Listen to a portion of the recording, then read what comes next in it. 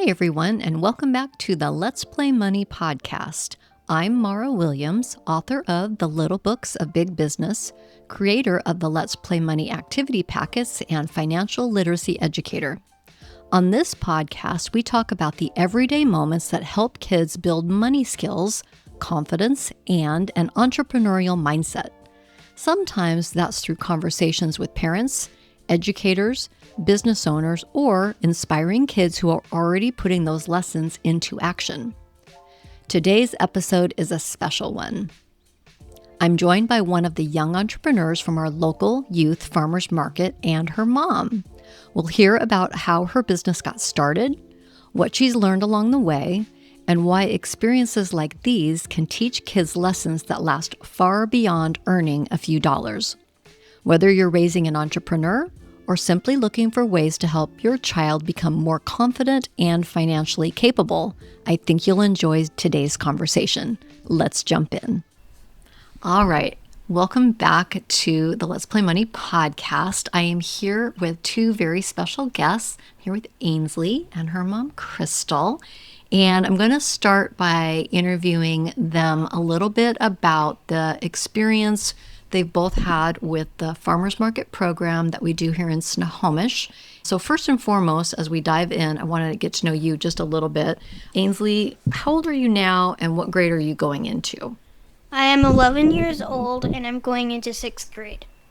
And how old were you when you started the Kid Vendor program? I was 8 years old. What made you want to join the Kid Vendor program? Since I've been little, I've loved making things, and the farmer's market is where anyone can do that. What was your business? My business is Happy Bath Treats. I sell whip soap, hand soap, and bath sand. That's so exciting.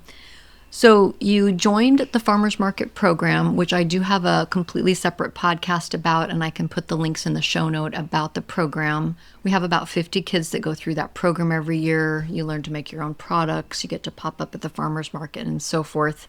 So when you joined the program, were you excited or nervous, or do you remember when you first started how you felt? At first, I was nervous, but when we got closer to the selling day, I wasn't as nervous. You were not nervous. Okay. Yeah. You were feeling like confident. Yeah. Okay. And how do you think your mom would describe you before you started? I think she would describe me outgoing and a little bit quiet. Okay. All right. And let's ask your mom. So, Crystal, what made you sign her up in the first place? Originally, when I first saw it, it was a good idea because she loved the farmers market to begin with. And it was a good, idea to get her involved with it. And like she said, she loves making things. And she was used to kind of play like a storefront at our house with her friend. And she always used to try to sell stuff. So I was like, oh, that's probably a good idea. Plus the concept of having a curriculum involved with it was really nice. I thought that having it kind of broken up into different sections, and then especially throughout the summer between school years, was always a good summertime project. When we talk about what you thought she would enjoy about it, was it the selling part or the making part? I think she was interested in the making part first when she was younger, and now that she's kind of learned what the value of money is and what it kind of does in the society and how it works with things and how to, obviously you're buying things, but you're also making money. I think she's learned a lot about that, and it's kind of intrigued her more each year to keep going. And you mentioned curriculum at first. You said that we have a curriculum that we follow. And I will mention this, it's not like school. We have 2 classes that kids come to. They're Saturday mornings from 10 to noon, and they get to rotate for 20 minutes with different leaders. And we talk about things like how to display your goods or how to count back money, things like that. So what was it that you were looking for as far as that curriculum? I think I like the idea of the structure of it. It was definitely broken up in a good way because it was just not just about the market day itself. It was also about finances, and then also how to just create these things and, like you said, display them in a certain fashion that helped present things. And I mean, that's kind of how this marketing stuff works. You have to display it properly, and if not, then it's not going to go anywhere. Yeah. Okay. So, Ainsley, let's talk back to you then. Tell us, do you remember your first sale or an early one? I remember that I sold 3 bath sands and it was all in one go. To one person? Yeah. Oh, really? Yeah. And what do you think made them buy all of it? I don't really know. Okay. I feel like I remember a little bit about that. It was your story about your mistake. That you told a story about how the bath sand product became a product, and she was very intrigued by your ability to persevere through the issues. Oh, well, tell us that story. At first, when we made the bath bombs, they didn't form into the shape that they needed to, and it was kind of just sand. Oh. So we put them in containers of bath sand, and then we just sold them, and then we sold out on them the first year, so the next year we made way more.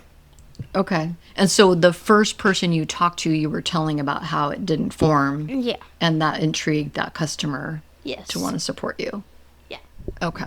That's super cool. How did it feel to earn the money? It felt good and accomplishing because not a lot of kids have the chance to earn their own money in certain ways, and it felt good because I was one of those kids who could do it in a fun way.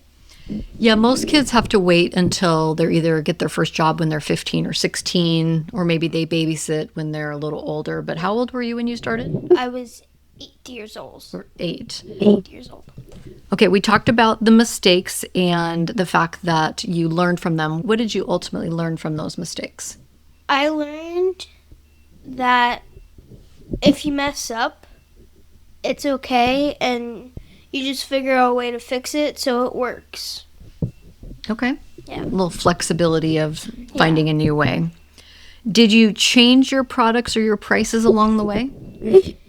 Yes, I changed my prices with ingredient cost and my time of making it, and my products, I changed them by getting ideas and making new ones, or changing the product and making it better.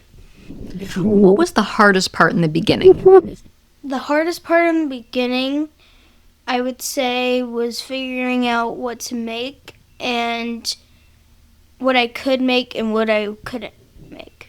Tell us about that, because you wanted to make food, right? Yes, I really love baking and cooking, and I really wanted to make food, but we weren't allowed to make food, and making bath stuff or treats, like my business, is just like baking. Okay, so it felt like you were doing a similar product, but you didn't have to have all the health department regulations and things that we can't have at the market. That makes sense.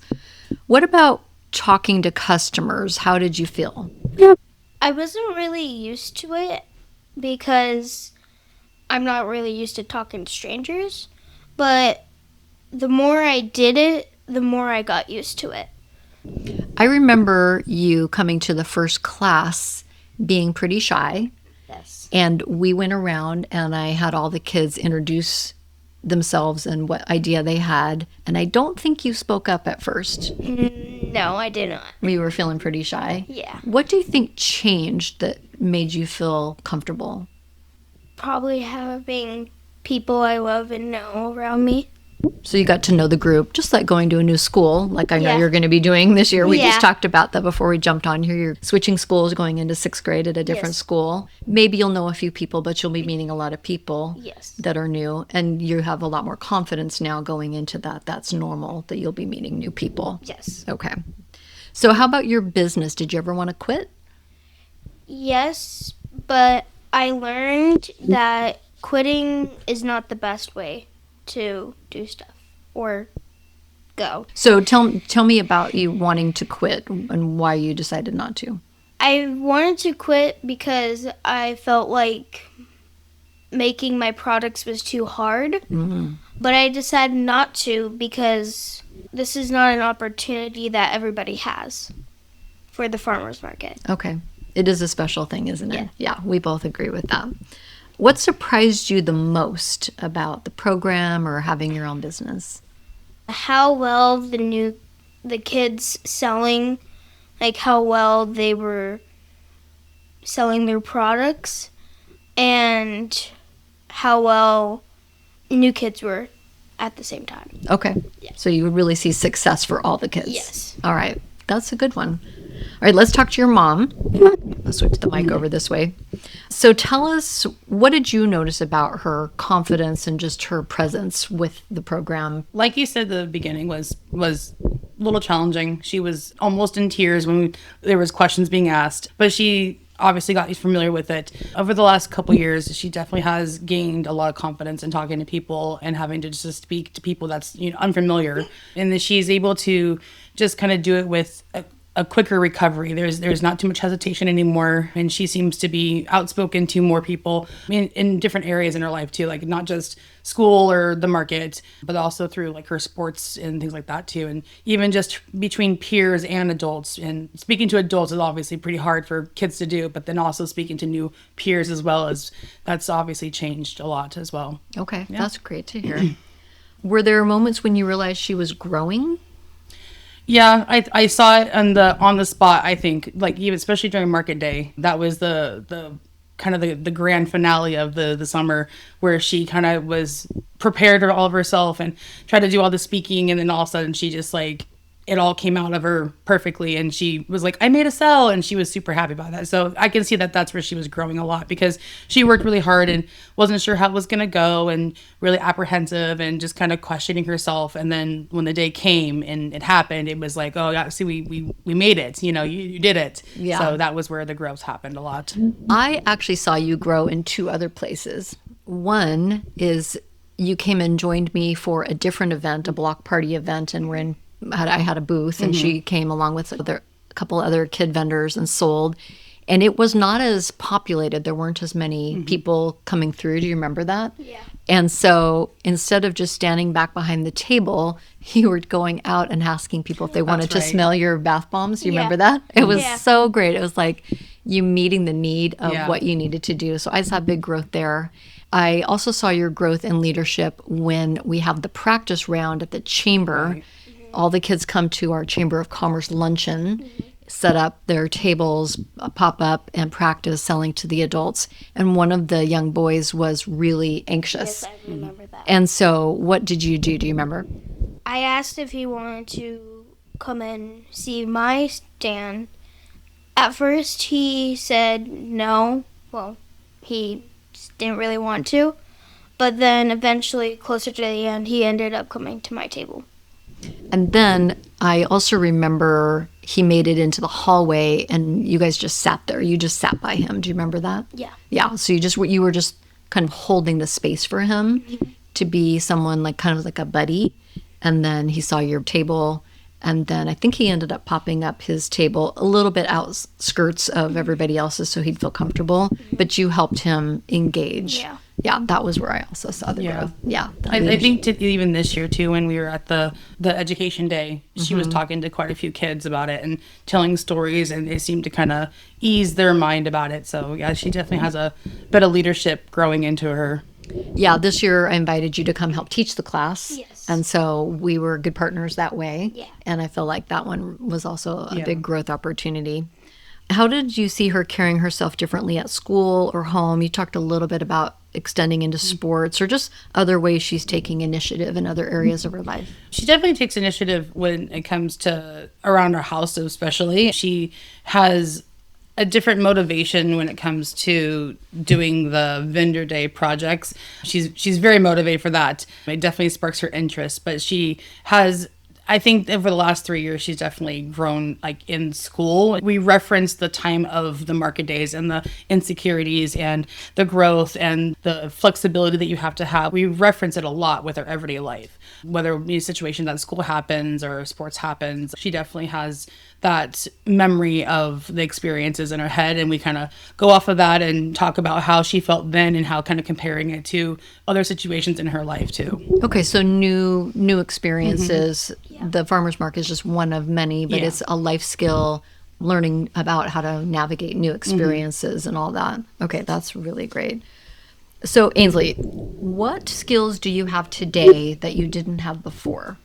The skills that I have today, I think I'm more social. I'm more organized. And I feel like I'm more helpful too. Okay, we're helpful. What did you learn about money?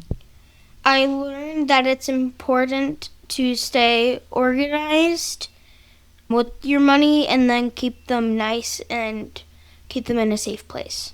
Okay.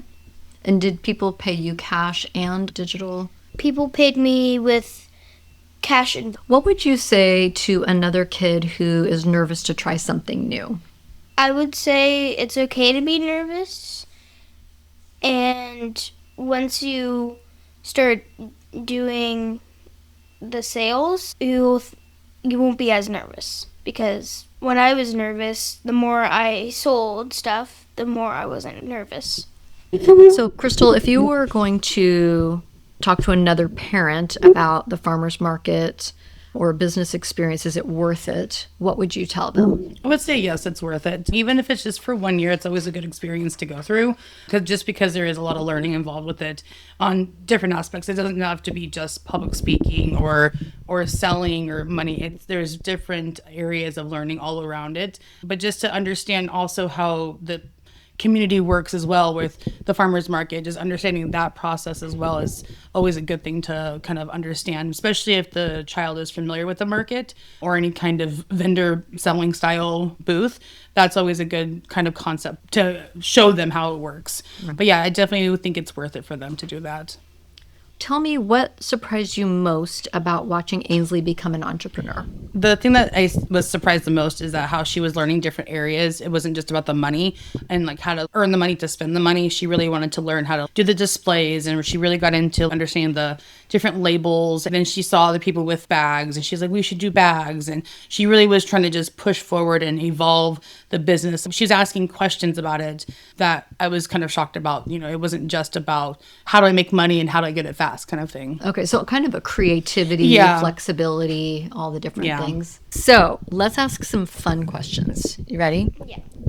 We're not trying to this is not a job interview. We can have a little fun here. Okay, so what was your biggest sale?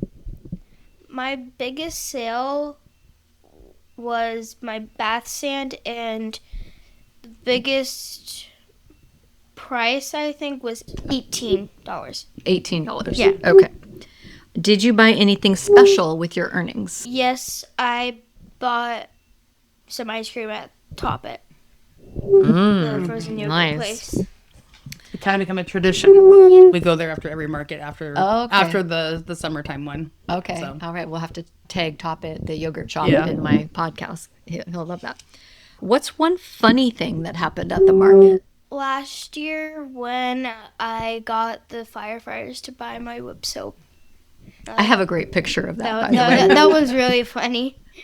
Yeah, you were really selling to the firemen that were there, and they were loving it. They were totally into your soap. Yeah. That was super fun. And you had to go to them. They didn't come to you. You found them outside. Yeah, and I was said, like, "Come to my booth." I really don't want to talk to them, but So I you did. went over and got them? Yeah. Oh. And I had them smell all the scents that I had, and 3 of them bought one of the flavors.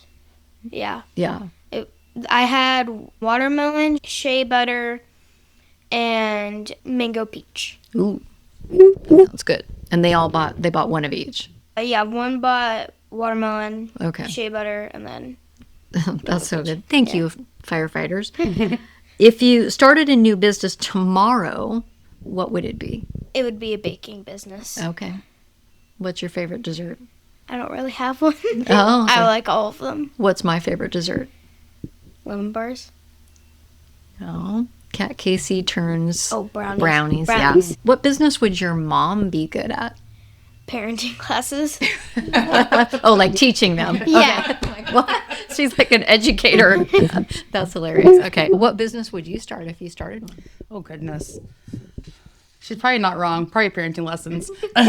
Yeah, I haven't really thought about that actually, but I would do. Do you like to make things and craft? So we've actually been making a lot of bead things lately, so that's been kind of fun.